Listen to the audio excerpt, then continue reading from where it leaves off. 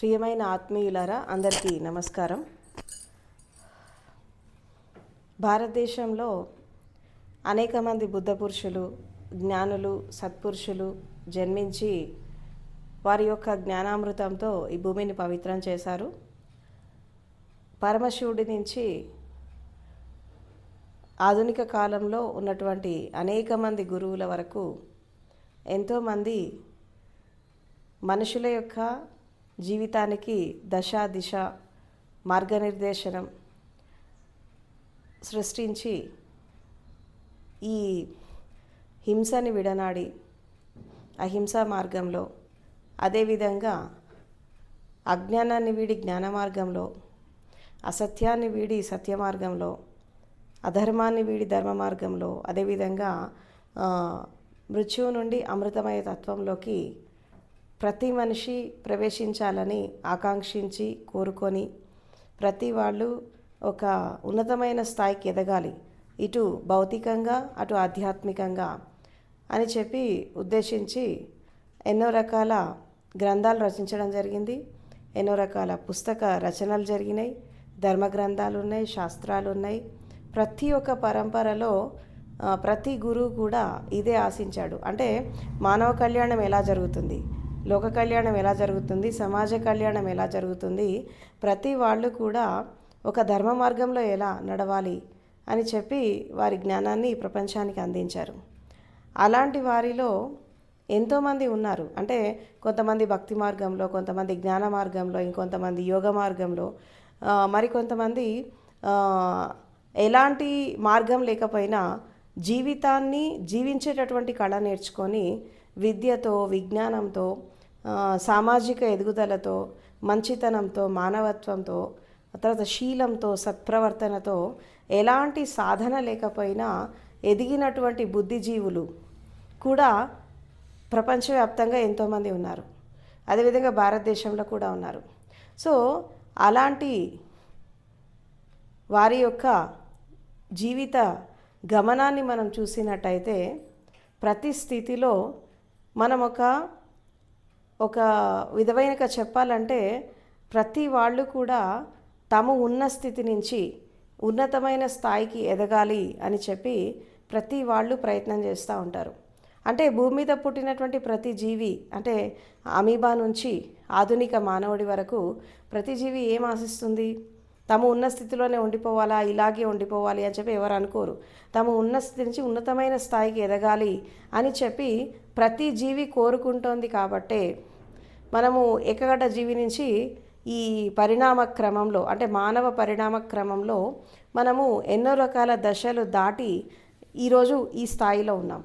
అంటే సమాజం కానీ, మనుషుల జీవితం కానీ, అనేక రకాల జీవుల జీవితం కానీ ప్రతి క్షణం, ప్రతిరోజు, ప్రతి గంట ఒక మార్పు అనేది జరుగుతోంది. ఈ మార్పు దిశగా ప్రయాణం చేస్తున్నాయి. ఎందుకు అంటే మార్పు అనేది ప్రకృతి సహజ ధర్మం. ప్రతి క్షణం మారుతోంది. ఆ మార్పుకి తగ్గట్టుగా ప్రతి జీవి మారితే జీవితం చాలా ఆనందంగా ఉంటుంది, ఆహ్లాదంగా ఉంటుంది. కానీ అన్ని జీవులు ప్రకృతికి తగ్గట్టుగా తమ జీవితాన్ని మోల్డ్ చేసుకొని అవి జీవిస్తున్నాయి. కానీ ఒక మనిషి మాత్రమే దానికి తగ్గట్టుగా మారట్లేదు. అందుకే ప్రకృతికి దూరంగా, పంచభూతాలకి దూరంగా, పంచతత్వాలకి దూరంగా, విశ్వానికి దూరంగా జీవిస్తూ ఈ ఎస్పెషల్లీ ఆధునిక సమాజంలో ఉరుకుల పరుగుల జీవితంలో ప్రతి వారు కూడా సుఖాన్ని, శాంతిని, ఆనందాన్ని, తర్వాత జీవితాన్ని కోల్పోతున్నారు. ఈ పోటీతత్వము, పోల్చుకోవడం, పరిగెత్తడం, తర్వాత సరిగ్గా తినకపోవడం, సరిగ్గా నిద్రపోకపోవడం, సరిగ్గా విశ్రాంతి లేకపోవడం, అలసట రావడం, నీరసం, నిస్సత్తువ, రోగాలు, రకరకాల స్థితులు, మానసిక రోగాలు, శారీరక రోగాలు, భవరోగాలు, వీటన్నిటితో సతమతమవుతూ జీవితం అనేది ఎలా అయిపోయిందంటే బ్రతకడం ఆపేశారు. ఎప్పుడో బండి లాగుతున్నారు అంతే. ఏదో చచ్చేదాకా బతకాలి కాబట్టి జీవిత రథాన్ని లాగుతున్నారు. కానీ ఆనందంగా, స్వేచ్ఛగా జీవించేటటువంటి మనుషులు ఈ రోజుల్లో కరువైపోయారు. అంటే ప్రతి స్థితిలో ప్రతి జ్ఞాని కానీ ఎవరైనా కానీ ఏం చెప్తున్నారు? జీవితం అనేది అశాశ్వతమైనది. ఇది 4 రోజుల భాగవతం ఇది.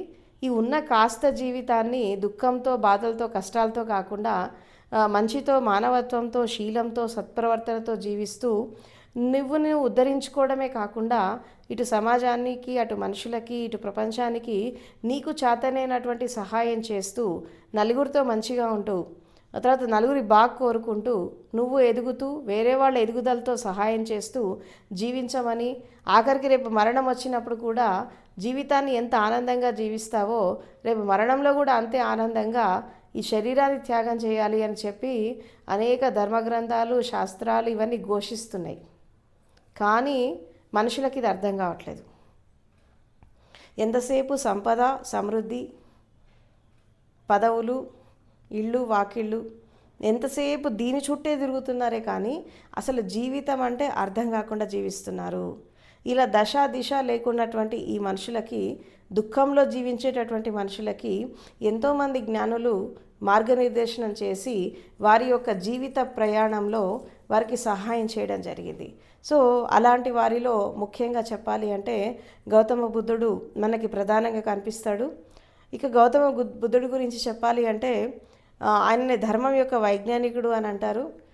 దాదాపు 2600 సంవత్సరాల క్రితము ఆయన జన్మించి అసలు జీవితం అంటే ఏంటి, ప్రకృతి అంటే ఏంటి, తర్వాత జీవితం యొక్క ఉద్దేశం ఏంటి, తర్వాత ఆర్య సత్యాలేంటి, అష్టాంగ మార్గం ఏంటి, తర్వాత జీవితం యొక్క విలువలేంటి, మొరాలిటీ ఏంటి, అసలు మానవత్వం ఏంటి, ప్రకృతి సత్యం ఏంటి, తర్వాత విశ్వసత్యం ఏంటి, తర్వాత మనుషులకు అసలు దుఃఖం ఎందుకు వస్తుంది, ఆర్య సత్యాలలో ముఖ్యంగా ఆయన చెప్పేది ఏంటి అంటే అసలు జీవితం అంటేనే దుఃఖం అంటాడు.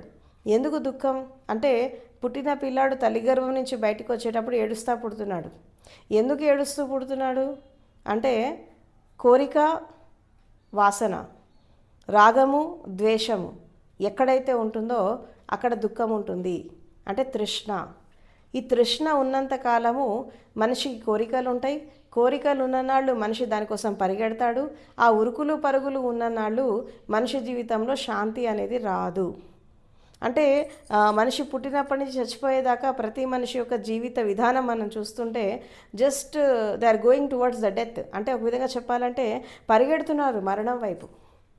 ఏదో అభివృద్ధి పేరు మీద వీళ్ళు ఒక విధంగా అంతర్లీనంగా మనం ప్రతి మనిషి జీవితాన్ని మనం చూస్తూ ఉంటే they are running towards the death.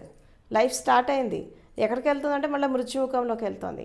ఈ మృత్యుముఖంలో పోతున్నటువంటి క్రమంలో, ఈ సమాజాభివృద్ధి క్రమంలో, మానవ అభివృద్ధి క్రమంలో మనిషి ఏం సాధించాడు అని మనం చూస్తే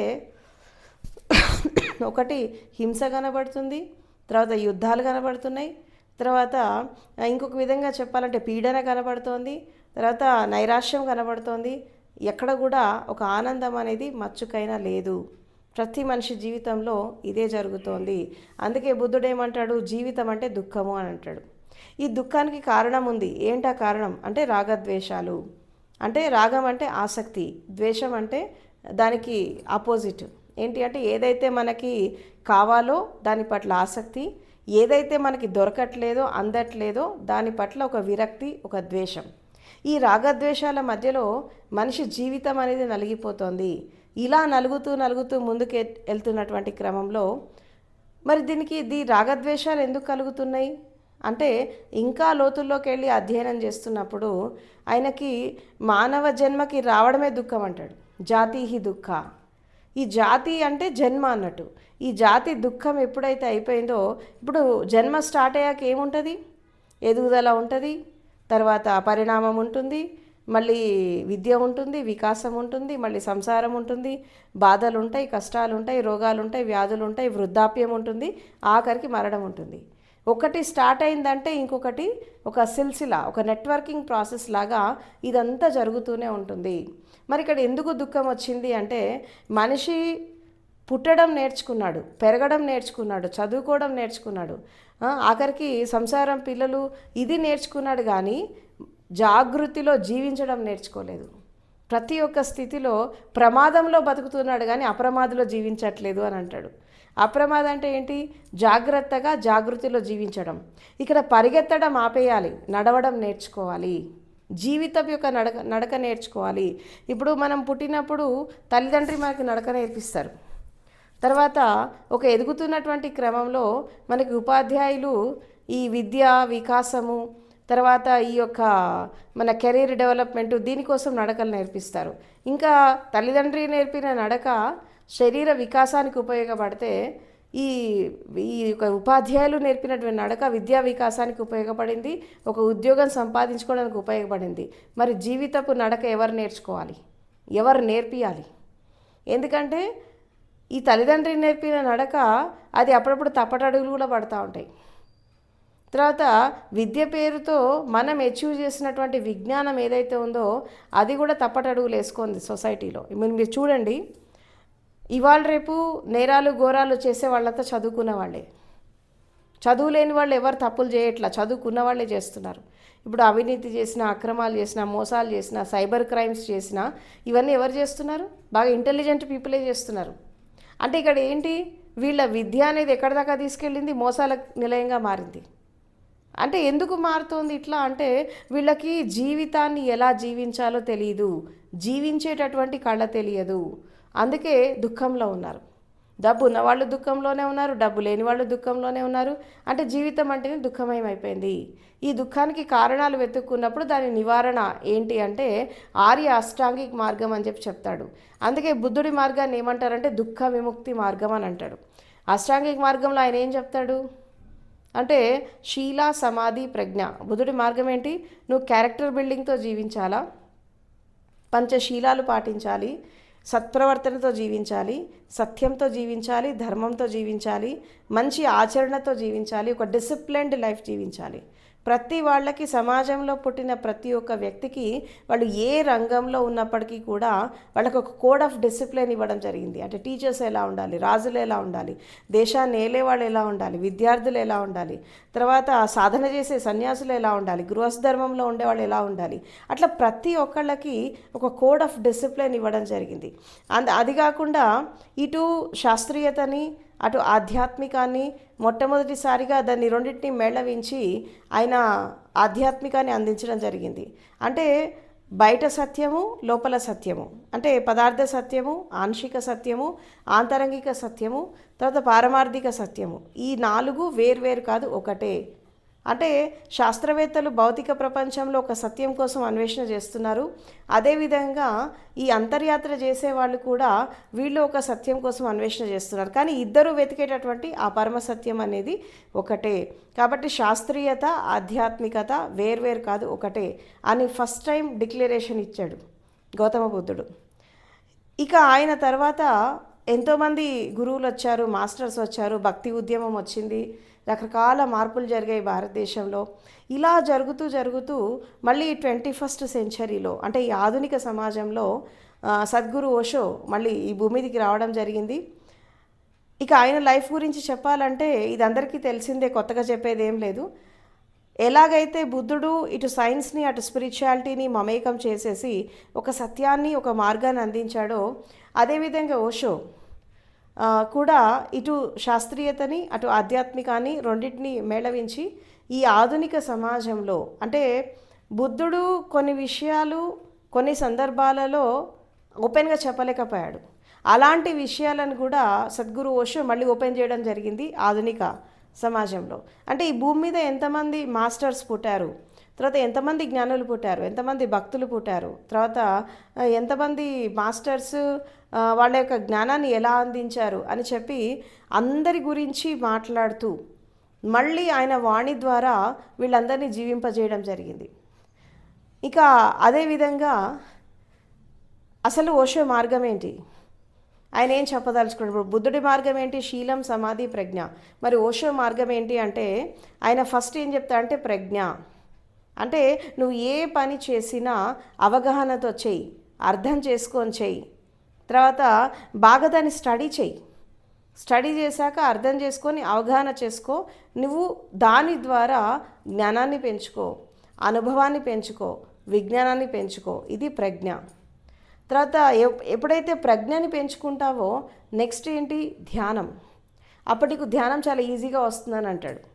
బుద్ధుడేమో ప్రజ్ఞని లాస్ట్ పెట్టాడు, ఓషో ఫస్ట్ పెడతాడు. ఎందుకు అంటే ప్రతి ఒక్క విషయం పైన నీకు క్రిస్టల్ క్లియర్ అండర్స్టాండింగ్ లేకపోతే, ప్రతి ఒక్క విషయం పైన నీకు అవగాహన లేకపోతే అసలు నీకు ధ్యానం కూడా రాదంటాడు. ఇప్పుడు శరీరం ఏంటి, మనసు ఏంటి, ఇంద్రియాలు ఏంటి, తర్వాత మనకి ఈ యొక్క భావాలు ఏంటి, ఆలోచనలు ఏంటి, ప్రపంచం ఏంటి, నువ్వు ఫస్ట్ స్టడీ చేయి, దీని గురించి తెలుసుకో. ఆ తెలుసుకున్నాక ఏం చేస్తావు, ఒక సత్యం అనేది నీకు అర్థమయ్యాక అసలు ధ్యానం గురించి కూడా క్రిస్టల్ క్లియర్గా తెలుసుకో, అవగాహన చేసుకో. అసలు మెడిటేషన్ అంటే ఏంటి, ఎలా చేయాలి, అసలు ఆ స్టేట్ ఎట్లా వస్తుంది, ప్రతిదీ అర్థం చేసుకో. అంటే ఇక్కడ వాస్తవానికి జ్ఞానం అంటే ఏంటంటే ఏదో పుస్తకాలు చదివితేనో చూసి తెలుసుకుంటేనో వచ్చేది కొంత మాత్రమే. కానీ ఏదైతే నువ్వు అవగాహన చేసుకుంటావో, అండర్స్టాండింగ్ చేసుకుంటావో, అర్థం చేసుకుంటావో, అక్కడ అర్థం చేసుకొని నీకు వచ్చే అనుభవానికి, తర్వాత విని వచ్చే అనుభవానికి, చూసి వచ్చే అనుభవానికి చాలా తేడా ఉంటుంది. ఇప్పుడు చాలామందికి చాలా విషయాలు అర్థం కావు. చాలామంది చాలా సంఘటనల గురించి చెప్తూ ఉంటారు. అందరికీ అవగాహన రాదు. ఆ ట్రూత్ అనేది అందరూ అర్థం చేసుకోరు. కొంతమందికి అర్థమవుతుంది, కొంతమందికి అర్థం కాదు. సో ఈ అవగాహన అనేది ప్రతి ఒక్క మనిషిలో రాకపోతే మీ లోపల ట్రాన్స్ఫర్మేషన్ అనేది జరగదు. కాబట్టి మీరు ఫస్ట్ ప్రజ్ఞ అంటే మీ జ్ఞానాన్ని పెంచుకోండి, మీ మేధస్సుని పెంచుకోండి, మీ బ్రెయిన్ని డెవలప్ చేసుకోండి, మైండ్ డెవలప్ చేసుకోండి, బుద్ధి వికాసాన్ని చేసుకోండి. ఆయన ఇంకో విషయం కూడా చెప్తారు, ఇంటెలిజెంట్ పీపుల్ మాత్రమే జ్ఞానోదయాన్ని అందుకుంటారని అంటాడు. ఎందుకంటే జ్ఞానాన్ని అందుకోవాలంటే చాలా సూక్ష్మ బుద్ధి కావాలి, చాలా తీక్షణంగా ఆలోచించాలి, ఒక రీసెర్చ్ మైండ్ ఉండాలి, అన్వేషణార్థమైనటువంటి మనసు ఉండాలి. ఇది ఉంటేనే జ్ఞానోదయం అందుకుంటారు. కాబట్టి ఇంటెలిజెంట్ పీపుల్ మాత్రమే ఎన్లైట్ అవుతారని చెప్తాడనమాట. అందుకే ఫస్ట్ ప్రజ్ఞ. ఈ ప్రజ్ఞ ఎవరికైతే ఉంటుందో ఆటోమేటిక్గా వాళ్ళకి ధ్యానం వచ్చేస్తుంది అని అంటాడు. ధ్యానం కోసం కష్టపడాల్సిన అవసరం లేదు. ఎందుకంటే అన్నిటి మీద ఒక క్రిస్టల్ క్లియర్ అండర్స్టాండింగ్ వచ్చేసాక ఇంకా దేని గురించి వెతకాల్సిన అవసరం ఉండదు. ఆటోమేటిక్గా ధ్యానం వచ్చేస్తుంది. ఈ ధ్యానం అనేది ఎప్పుడైతే పరిపూర్ణత్వానికి వస్తుందో, ధ్యానం చేస్తూ చేస్తూ నువ్వు జాగృతిలో, సాక్షిభావనలో జీవిస్తూ నీ దైనందిన జీవితంలో, అంటే జీవితమే ధ్యానము. ధ్యానం సపరేట్గా చేయడం కాదు, జీవితమే ధ్యానము. జీవితాన్ని ధ్యానపూర్వకంగా జీవించు. ఏ పని చేసినా ధ్యానపూర్వకంగా చేయి, జాగృతిలో చేయి, సాక్షిలాగా చేయి. చేస్తూ చేస్తూ ఉన్నప్పుడు నెక్స్ట్ స్టెప్ ఏంటి, సమాధి. సమాధి అంటే ధ్యానం అనేది నీకు జీవించేటటువంటి కళ నేర్పిస్తే, సమాధి మరణించే కళ నేర్పిస్తుంది. ఎప్పుడైతే నువ్వు ఒక జ్ఞానాన్ని అందుకొని సత్యంతో జీవిస్తూ, జాగృతిలో జీవిస్తూ, ధ్యానపూర్వకంగా జీవిస్తూ, జీవించే కళతో జీవించినప్పుడు అప్పుడు మరణించే కళ కూడా తెలుస్తుంది. ఇప్పుడు మనకి ఉపనిషద్ మహావాక్యాలు 3 ఉన్నాయి. ఏంటి, అసతోమ సద్గమయ, తమసోమ జ్యోతిర్గమయ, మృత్యోర్మ అమృతంగమయ. అంటే అసత్యం నుండి సత్యానికి రావాలి, అంధకారం నుంచి వెలుక్కి రావాలి, మృత్యువుని దాటి అమృతతత్వానికి రావాలి. ఈ 3 స్థితులలో ఎప్పుడైతే మనం ముందుకు వెళ్తామో అప్పుడు ఒక వ్యక్తికి జ్ఞానం అనేది ఈ సమాజంలో పరిపూర్ణకు వస్తుంది. మృత్యోర్మ అమృతంగమయ అంటే మరణించే కళ, అంటే మరణాన్ని కూడా అతిక్రమించాలి, మరణం లేనటువంటి దశకి వెళ్ళిపోవాలి. తర్వాత తమసోమ జ్యోతిర్గమయ అంటే ఏంటి, నీ లోపల జ్ఞాన దీపాన్ని వెలిగించుకో, జాగృతి దీపాన్ని వెలిగించుకో, అంధకారాన్ని దాటు, అజ్ఞానాన్ని దాటు, జ్ఞానదీపం వెలిగించుకో. తర్వాత ఎప్పుడైతే నువ్వు ప్రజ్ఞని పెంచుకుంటూ ఈ యొక్క అసత్యాలను దాటి ఎప్పుడైతే నువ్వు ధ్యానపూర్వకంగా జీవిస్తావో అక్కడ అసత్యం వీడి సత్యానికి వచ్చేస్తావు. ఇలా వస్తూ వస్తూ మరణించే కళ నేర్చుకున్నప్పుడు నెక్స్ట్ ఏంటి, లైఫ్ అనేది సెలబ్రేషన్ అయిపోతుంది అని అంటాడు. బుద్ధుడు సెలబ్రేషన్ యాడ్ ఆన్ చేయలే, ఓషో చేశాడు. ఎందుకు సెలబ్రేషన్ అంటే ఏంటి, ఉత్సవం అంటే ఏంటి, అసలు ఓషో పాత ఏంటంటే ఒకటి ప్రజ్ఞ, రెండవది ధ్యానము, మూడవది సమాధి, నాలుగవది ఉత్సవం, సెలబ్రేషన్. ఏంటా సెలబ్రేషన్ అంటే ఇక్కడ ఓషో ఒక విషయం చెప్తాడు, ఎక్సెప్ట్ మనిషి సమస్త విశ్వం మొత్తం ప్రతి నిమిషం ఒక ఉత్సవపూర్వకంగా జీవిస్తుందట, కేవలం మనిషి తప్పించి.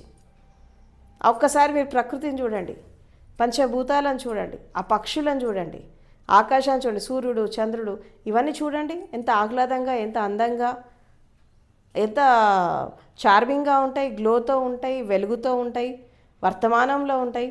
ప్రతి ఒక్క జీవి అలాగే, వాటిని చూస్తుంటే మనకు ఒక ఆనందం అనిపిస్తుంది. ప్రకృతిని చూస్తుంటే మనము సమ్మోహనం అయిపోతాం, ఎందుకు దాని మాయలో పడిపోతామంటే అది ఉత్సవపూర్వకంగా జీవిస్తుంది.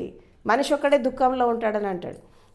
ఎందుకు మనిషి దుఃఖంలో ఉంటాడంటే వీడికి వర్తమానంలో జీవించడం చేత కాదు. ఉంటే గతంలోనే ఉంటాడు, లేదా భవిష్యత్తులో ఉంటాడు, కానీ ప్రజెంట్ మూమెంట్లో ఉండడు. అందుకే జీవితం అంతా ఏడుస్తూ జీవిస్తాడు. కాబట్టి సమస్త ప్రకృతి అంతా కూడా వర్తమానంలో ఉంటుంది. మనిషి ఒక్కడే గతం భవిష్యత్తులో ఉంటాడు కాబట్టి దుఃఖంతో ఉంటాడు. సో ఎప్పుడైతే ప్రజ్ఞతో, ధ్యానంతో, సమాధితో నువ్వు కూడా గతానికి వదిలేసి భవిష్యత్తు ఊహల్లో కాకుండా వర్తమానంలో జీవించడం అలవాటు చేసుకుంటే నీ జీవితం కూడా ఉత్సవపూర్వకంగా అయిపోతుంది. ఎప్పుడైతే లైఫ్ అనేది సెలబ్రేషన్ అయిపోతుందో అప్పుడు నువ్వు ప్రకృతితో, పంచభూతాలతో, విశ్వంతో మమేకమైపోయినప్పుడు ఆటోమేటిక్గా జ్ఞానోదయం అనేది వచ్చేస్తుంది అని చెప్పి, జ్ఞానోదయం ప్రతి వాళ్ళ యొక్క జన్మ హక్కు అని చెప్పి ఆయన స్టేట్మెంట్ ఇవ్వడం జరిగింది. అసలు మనిషి జ్ఞానోదయం పొందడానికి అర్హత ఏంటి? పూర్వకాలంలో ఏం చెప్పేవాళ్ళు? సంసారాలు వదిలేయాలా, సన్యాసులు కావాలా, బంధాలను వదిలేయాలి, ప్రపంచాన్ని వదిలేయాలా, వాళ్ళు కఠోరమైన తపస్సు చేయాలి, కఠోరమైన నియమాలను పాటించాలి, అప్పుడే జ్ఞానోదయం వస్తుంది అని చెప్పి చాలామంది గురువులు చెప్పారు. ఇప్పుడు కూడా ఆ దిశగా ఆచరించే వాళ్ళు చాలామంది ఉన్నారు భారతదేశంలో. కానీ గౌతమ బుద్ధుడు కానీ, ఓషో కానీ ఎప్పుడు కూడా గృహస్థ ధర్మంలో ఉండేవాళ్ళని సంసారాలు వదిలేసి వచ్చి సన్యాసులై సాధన చేయమని ఎప్పుడు చెప్పలేదు. బుద్ధుడు కూడా చెప్పలేదు. ఆయన ఏం చెప్పాడు? నువ్వు గృహస్థ ధర్మంలో ఉన్నావా, ఇగో గృహస్థ ధర్మంలో ఉండేవాళ్ళు, సంసారంలో ఉండేవాళ్ళు ఈ నియమాలు పాటించండి, ఇగో ఇట్లా జీవించండి, ఇగో ఇట్లా సాధన చేయండి, ఈ పద్ధతిలో బతకండి, తర్వాత మీకు ఆటోమేటిక్గా జ్ఞానోదయం అది వచ్చేస్తుందని బుద్ధుడు చెప్పాడు, ఓషో కూడా చెప్పాడు. అంటే ఇక్కడ జీవితాన్ని ఎవరైతే సంపూర్ణంగా జీవిస్తారో, వర్తమానంలో జీవిస్తారో, అర్థం చేసుకొని జీవిస్తారో, తర్వాత సాక్షిలాగా జీవిస్తారో వాళ్ళకి జ్ఞానోదయం అనేది చాలా తక్కువ టైంలో వస్తుంది అని చెప్పి ఆయన చెప్పడం జరిగింది. ఇట్లా దాదాపు 11,000 పుస్తకాలు, తర్వాత 750 టైటిల్స్ అండ్ డిఫరెంట్ కాన్సెప్ట్స్ పైన, అంటే under the sun, beyond the universe ఎన్ని కాన్సెప్ట్స్ ఉన్నాయో వాటన్నిటి మీద ఆయన మాట్లాడడం జరిగింది. ఇక ఇక్కడ ఈరోజు మనం అనుకున్నటువంటి సబ్జెక్ట్ ఏంటంటే అసలు బుద్ధుడికి ఓషోకి ఉన్నటువంటి ఆ రిలేషన్ ఏంటి, అసలు బుద్ధుడు అంటే ఎవరు? బుద్ధ అనేటటువంటి పదానికి అర్థం ఏంటంటే జ్ఞానోదయం పొందినటువంటి వ్యక్తి. చాలామంది బుద్ధుడు అనగానే గౌతమ బుద్ధుడు అనుకుంటారు. ఆయన ఒక బుద్ధ పురుషుడే, కానీ ఆయన కంటే ముందు ఎంతోమంది బుద్ధులు ఉన్నారు, ఆయన తర్వాత ఎంతోమంది వచ్చారు. ఇది స్వయంగా బుద్ధుడే చెప్తాడు. ఈ పాలి భాషలో ఒకటి మనకు ఒక శ్లోక వస్తుంది. ఏంటి అంటే ఏచ బుద్ధ అతీతాచ ఏచ బుద్ధ అనాగత పస్సబుద్ధ జయేదమ్మ అహం వందామి సర్వదా అంటాడు. ఇది పాలి లాంగ్వేజ్. దీంట్లో ఆయన ఏం చెప్తాడంటే నాకంటే ముందు ఎంతోమంది బుద్ధ పురుషులు ఉన్నారు, నా సమకాలికులు ఎంతోమంది ఉన్నారు, ఇక ముందు తరంలో ఎంతోమంది రాబోతున్నారు, వాళ్ళందరికీ నా నమస్కారం అని అంటాడు. బుద్ధుడు అంటే నేను ఒక్కడనే కాదు, ఇంకా చాలామంది ఉన్నారు. అంటే ఆయన దృష్టిలో బుద్ధ అంటే ఏంటి? ఒక జ్ఞానోదయం పొందినటువంటి వ్యక్తి. నేను ఫైనల్ కాదు, గౌతమ బుద్ధుడు ఫైనల్ కాదు, నా ముందు ఎంతోమంది వచ్చారు, ఇప్పుడు ఉన్నారు, నా తర్వాత కూడా చాలామంది వస్తారు. కాబట్టి నన్ను పట్టుకొని వేలాడద్దు. మీ జనరేషన్లో ఏ గురువు అయితే ఉంటాడో ఆ గురువు దగ్గరికి వెళ్ళి సాధన చేసి మీరు జ్ఞానాన్ని అందుకోండి అని చెప్పి ఆయన చెప్పకనే చెప్పాడు ఆ రోజు. సో ఇక్కడ బుద్ధ అనే పదానికి అర్థం ఏంటంటే ఎవరైతే రాగద్వేషాలు, కామక్రోధ లోభాలు, అరిషడ్ వర్గాలను దాటి ఎవరైతే సత్యాన్ని తెలుసుకొని, ధర్మాన్ని తెలుసుకొని, శీలంతో జీవిస్తూ, సత్ప్రవర్తనతో జీవిస్తూ విశ్వం యొక్క సంపూర్ణ జ్ఞానాన్ని ఎవరైతే అందుకుంటారో వాళ్ళు బుద్ధుడు. అది నువ్వు కావచ్చు, నేను కూడా కావచ్చు, ఇంకెవరైనా కావచ్చు. ఎవరైతే వాళ్ళ లోపల చెడుని తీసేసుకొని మంచిని పెంచుకుంటూ అసలు ధర్మబద్ధంగా జీవిస్తూ, ధర్మం అంటే ఏంటి? సింపుల్గా ధర్మం గురించి ఒక విషయం చెప్పాడు. ఆయన ఏం చెప్పాడంటే ఒక వృద్ధురాలు వస్తుంది బుద్ధుడి దగ్గరికి వచ్చి, అసలు నువ్వు ఎన్నెన్నో మాటలు మాట్లాడతావని నాకేం అర్థం కావు, నేను చదువుకోలేదు, ఒకే ఒక మాటలో చెప్పు ధర్మం అంటే ఏంటి అని. అంటే ఏంటంటే ఆయన ఒక విషయం చెప్తాడంటే సబ్బ పాపస్స ఏకరణం కుశలస్స ఉపసంపద సేచిత్తే పర్యోదపనం ఏతన బుద్ధాన శాసనం అని అంటాడు. అంటే అన్ని పాపకరముల నుంచి విముక్తి పొందు, పుణ్యకార్యాలు చేయి, అదేవిధంగా నీ చిత్తాన్ని పరిపూర్ణంగా శుద్ధి చేసుకో, అంటే మనసుని శుద్ధి చేసుకో. ఇదే బుద్ధుడి శాసనం. ఇక్కడ బుద్ధుడు అంటే గౌతమ బుద్ధుడు కాదు, ఏ బుద్ధుడైనా ఇదే చెప్తాడు, ఏ జ్ఞాని అయినా ఇదే చెప్తాడు. కాబట్టి బుద్ధత్వాన్ని అందుకోవడం అంటే, బుద్ధత్వం అంటే జ్ఞానోదయం, ఆత్మజ్ఞానం, బ్రహ్మజ్ఞానం.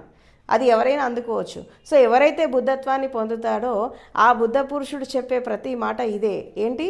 అన్ని పాపకర్మల నుంచి విముక్తి పొందాలా, మంచి కర్మలు చేయాలి, చిత్తాన్ని పరిపూర్ణంగా శుద్ధి చేసుకోవాలి. ఇదే బుద్ధుడి ధర్మం అని అంటాడు.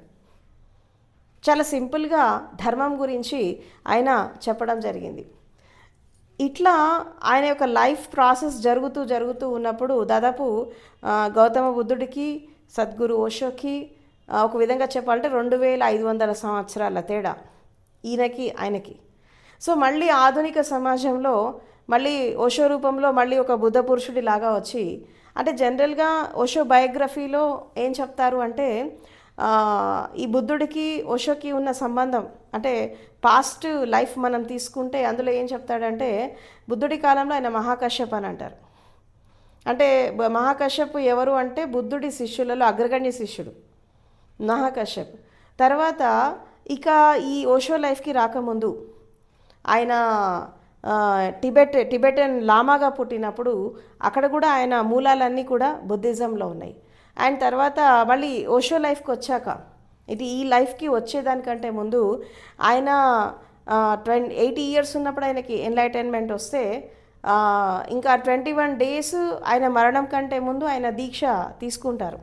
దీక్ష తీసుకున్నాక ఇంకా 3 days కంప్లీట్ కాకముందే ఫుడ్ మానేసి నీళ్లు మానేసి ఇంకా మరణం దగ్గర అవుతున్నప్పుడు ఆ మౌనంలోకి వెళ్ళిపోయి ఆ ప్రశాంతతలోకి వెళ్ళిపోయి బాడీ లీవ్ చేద్దామని అన్నీ ఆపేస్తాడు, తినడం తాగడం అంతా. ఆ 3 days కంప్లీట్ కాకముందే ఆయన మరణం అనేది సంభవిస్తుంది కొన్ని రకాల సంఘటనల వల్ల. ఆ సంభవించడం అనేది 3 రోజులు ఆగిపోయింది కదా. మళ్ళీ ఈ బర్త్కి వచ్చాక అంటే ఆఫ్టర్ 700 years మళ్ళీ ఈ లైఫ్కి వచ్చాక 3 days వరకు ఆయన ఏడవలేదు, పాలు తాగలేదు, ఏం చేయలే, అలా డెడ్ బాడీ లాగా ఉండిపోయాడు. అందరు కంగారు పడ్డారు, ఈ బతుకున్నాడా చచ్చిపోయాడా ఈ పిల్లాడు అని చెప్పి ఎవరికి అర్థం కాలేదు. అంటే మళ్ళీ 3 రోజుల తర్వాత మళ్ళీ ఆయన ఈ ప్రపంచంలోకి, అంటే ఒక విధంగా చెప్పినంటే తల్లి గర్భం నుంచి బయటికి వచ్చాక కూడా సమాధిలో ఉన్నట్టున్నాడు, కదలిక లేకుండా, ఏడవకుండా, ఏం తాగకుండా. మళ్ళీ 3 days తర్వాత అక్కడ వ్రతం పూర్తి చేసుకోవడానికి 3 days ఆగిపోయింది కాబట్టి ఈ లైఫ్కి వచ్చాక ఆ చిన్న పిల్లాడు మళ్ళీ ఆ సమాధి నుంచి 3 days తర్వాత బయటికి వచ్చి మళ్ళీ ఈ లైఫ్లోకి ఎంటర్ కావడం జరిగింది. అంటే ఇది ఆయన గోల్డెన్ చైల్డ్హుడ్ ఇయర్స్లో ఆటోబయోగ్రఫీలో ఈ విషయాలు చెప్పడం జరిగింది. అంటే ఇక్కడ లైఫ్ ఆఫ్టర్ లైఫ్ కంటిన్యూ అవుతున్న కొద్దీ జ్ఞానం అనేది ఎంతెంత పెరుగుతుంది, మనము ఎంతెంత ముందుకు వెళ్తున్నాము అనే దాన్ని బట్టి మనకి ఇది లాస్టా ఇంకా కంటిన్యూ అవుతాయా లైఫ్స్ అనేవి టైం విల్ డిసైడ్, అంటే సమయం అనేది నిర్ణయిస్తూ ఉంటుంది. సో కాబట్టి ఈ లైఫ్కి వచ్చాక ఒకటి గమనించాను నేను ప్యారలల్గా, ఏంటి అంటే యాక్చువల్గా నేను ఓషో దగ్గరికి వెళ్ళాక నాకు బుద్ధుడు అంటే ఎవరో తెలియదు. మామూలుగా చదువుకున్నాం పుస్తకాల్లో, చరిత్రలో ఏం చదువుకున్నాం, బుద్ధుడు అంటే బౌద్ధ ధర్మ స్థాపకుడు, ఆయన పలానా చోట పుట్టాడు, ఆయన పేరెంట్స్ ఇది, అంతవరకే తెలుసు మనకి, మనం బుక్స్లో చదువుకుందాం హిస్టరీలో. కానీ ఈయన ప్రతి బుక్లో అంటే ఓషో కొన్ని ఆయన డిస్కోర్సెస్ కానీ ఆయన బుక్స్ కానీ మనం చదువుతూ ఉంటే ఎవరి గురించి మాట్లాడినా, ఏ కాన్సెప్ట్ గురించి మాట్లాడినా, ఏ సిద్ధాంతం గురించి మాట్లాడినా బుద్ధుడి రెఫరెన్స్ లేకుండా, బుద్ధుడి పేరు లేకుండా ఆయన ఏ డిస్కోర్స్ ఎండ్ కాలే. ఇదేంటి నాకు అర్థం కాలేదు. అంటే ఒకప్పుడు మనం బుద్ధుడు అంటే ఒక మనిషిలాగా చూసాం కదా, ఒక వ్యక్తిలాగా చూసాం. కానీ బుద్ధత్వం అంటే ఇట్లా ఉంటుంది. బుద్ధత్వం అనేది ప్రతి మనిషి యొక్క అంతరంగిక స్వభావము. ఎవరైనా బుద్ధుడు కావచ్చు. ఈ కాన్సెప్ట్ అంతా ఎప్పుడు తెలిసింది అంటే మనము లోతుల్లోకి అధ్యయనం చేస్తున్నప్పుడు అర్థమైంది. ఈయన ఎందుకు ఎవరి గురించి మాట్లాడినా బుద్ధుడి రెఫరెన్స్ ఎందుకు తీసుకో, అసలు ఆయన మాట్లాడిన వ్యక్తికి ఈ బుద్ధుడికి ఏం సంబంధం? ఇప్పుడు పతంజలి గురించి మాట్లాడినా, పరమశివుడి గురించి మాట్లాడినా, రామకృష్ణ పరమహంస గురించి మాట్లాడినా, ఎవరి గురించి మాట్లాడినా తప్పకుండా బుద్ధుడి రెఫరెన్స్ వచ్చేది. మీరు ఏ బుక్లో చూడండి, ఏ డిస్కోర్స్లో చూడండి, బుద్ధుడి పదం అనే లేకుండా ఓషో డిస్కోర్స్ ఎండ్ కాదు. అంటే ఎందుకు విరివిగా ఆ పదాన్ని ఎందుకు వాడాడు అంటే ఆయన దృష్టిలో బుద్ధుడు అంటే గౌతమ బుద్ధుడు కాదు. ఏంటి ఆ బుద్ధ అనే పదానికి అర్థం ఏంటి అంటే అవేకెండ్ వన్. ఇప్పుడు మనం చెప్పుకున్నాం కదా, ఎవరైతే అసత్యం నుండి సత్యానికి వస్తారో, ఎవరైతే అంధకారం నుంచి వెలుక్కొస్తారో, ఎవరైతే మృత్యువుని దాటి అమృతమయ తత్వానికి వస్తారో, ఎవరైతే నిర్వాణాన్ని అందుకుంటారో, ఎవరైతే జ్ఞానోదయాన్ని అందుకుంటారో వాళ్ళంతా బుద్ధ పురుషులే. ఆ కాంటెక్స్ట్లో ఆయన బుద్ధ అనే పదం వాడాడు, కానీ గౌతమ బుద్ధుడి సంబోధించి కాదు. అన్న విషయం కొన్ని సందర్భాల్లో అర్థమైంది. తర్వాత ఇంకా లోతుల్లోకి అధ్యయనం చేయాలి, అసలు బుద్ధుడు అంటే ఏంటి అని చెప్పి నేను ధమ్మపద ఒక ఒక డిస్కోర్స్ విన్నాను ఓషోది. అసలు ఏంటి ఆయన బుద్ధుడి దృష్టి ఏంటి, అసలు ఈయన ఏం చెప్పబోతున్నారు ఆయన గురించి అని విన్నప్పుడు అప్పుడు ఒక క్రిస్టల్ క్లియర్ అండర్స్టాండింగ్ వచ్చింది. అసలు బుద్ధుడు ఏంటి, ఆయన ఫిలాసఫీ ఏంటి, ఆయన సిద్ధాంతం ఏంటి, ఇదంతా కూడా ఒక అండర్స్టాండింగ్ వచ్చింది.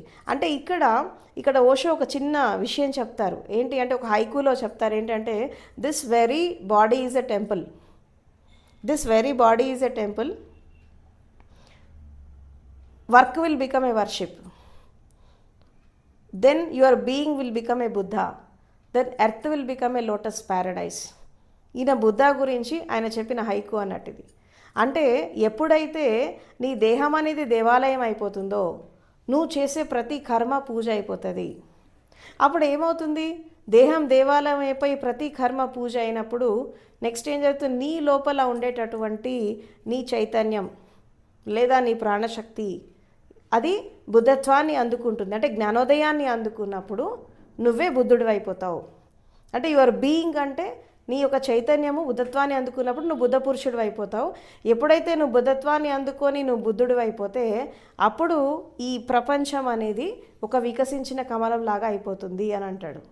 ఇది ఆయన బుద్ధ అనే పదానికి ఇచ్చినటువంటి కొటేషన్. అంటే చాలా సిస్టమేటిక్గా ఆయన అందులో చెప్పడం జరిగింది.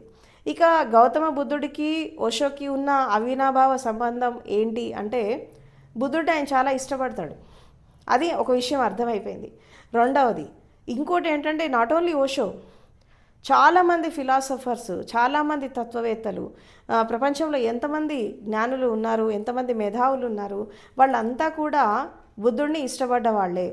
వాళ్ళు ఆస్తికులైనా నాస్తికులైనా, వాళ్ళు తర్వాత దేవుడి గురించి నమ్మినా నమ్మకపోయినా, ఎథిస్టులైనా థీస్టులైనా సైకియాట్రిస్టులైనా ఎవరైనా సరే బుద్ధుడిని అందరు ఇష్టపడతారు. ఎందుకు ఇష్టపడతారు అంటే, బుద్ధుడు ఎప్పుడు కూడా అతీత శక్తులకి, తర్వాత దేవుడు అనే పదం ఎక్కడ వాడలే బుద్ధుడు. అవునా, అందరూ అది వాడకపోవడం వల్ల చాలామంది బుద్ధుడిని నాస్తికుడు అని అనుకుంటారు. ఇప్పుడు కార్ల్ మార్క్స్ దగ్గర నుంచి డాక్టర్ బిఆర్ అంబేద్కర్ కానీ, సోక్రటీస్ కానీ, అరిస్టాటిల్ కానీ, బెర్ట్రాండ్ రస్సెల్ కానీ, వీళ్ళ ఫిలాసఫీస్ మనం తీసుకుంటే కూడా అక్కడ కూడా బుద్ధుడి రెఫరెన్స్ ఉంది వాళ్ళ దాంట్లో కూడా. అంటే ఎందుకు ఆ రెఫరెన్స్ ఇచ్చారు అంటే, బుద్ధుడు ఎంత సైంటిఫిక్గా వెళ్ళాడు, ఆధ్యాత్మికాన్ని ఒక సైంటిఫిక్గా ఎలా ప్రూవ్ చేశాడు అనేది మనకి చాలా అర్థవంతంగా ఆయన బుక్స్లో చెప్పడం జరిగింది మనకి. అలా చెప్పడమే కాకుండా ఆయన యొక్క ఫిలాసఫీ ఏంటి, సింపుల్గా ఆయన దేవుడికి, దయ్యానికి, స్వర్గానికి, నరకానికి, అంధవిశ్వాసాలు, అంధశ్రద్ధ, అంధభక్తి, మూఢ విశ్వాసాలు, కులము, మతము అన్నిటినీ ఖండించాడు బుద్ధుడు. భారతదేశంలో మొట్టమొదటిసారిగా కుల మతాలకి అతీతంగా అందరికీ సమానంగా ధర్మదీక్ష ఇచ్చింది బుద్ధుడే. అందుకే కొంతమంది ఫిలాసఫర్స్ ఆయనకి అట్రాక్ట్ అయ్యారు, కొంతమంది ఉద్యమకారులు ఆయనకి అట్రాక్ట్ అయ్యారు. ఎందుకు అయ్యారు అంటే, ఇది కుల మతాల్ని పాటించలే కాబట్టి. అంటే బుద్ధుడి ధర్మం ఏంటి, మానవ ధర్మం. జాతి ఏంటి, మానవత్వం.